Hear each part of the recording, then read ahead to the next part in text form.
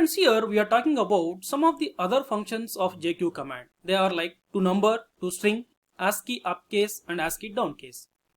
See, there are different ways to create JSON data using JQ command. So here I am creating a number 4 using JQ command, and you are getting your output as a number, and that is 4.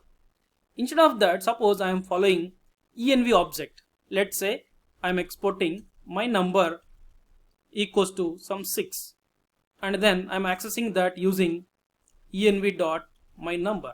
See the result? You are getting your output, but that as a string. You are giving input as 6, you are getting output as a string. Not only that, even if you go with --arg syntax, let's say I am taking new number, some 8, then I am using dollar syntax to access it. See that? Here also you are getting your output as a string. You are giving number 8, but you are getting output as a string data. So during this case, suppose if you want your output as a number, yes, we can get it simply by applying this output to a function called toNumber. So this output, just use pipeline, then toNumber. So you know the meaning for this. The output of this we are applying to this function. See the result? You are getting your number now instead of string. So here also just apply toNumber. That's it. See, suppose I have a file called, so here we have array of items. Let's say I want to get this item first.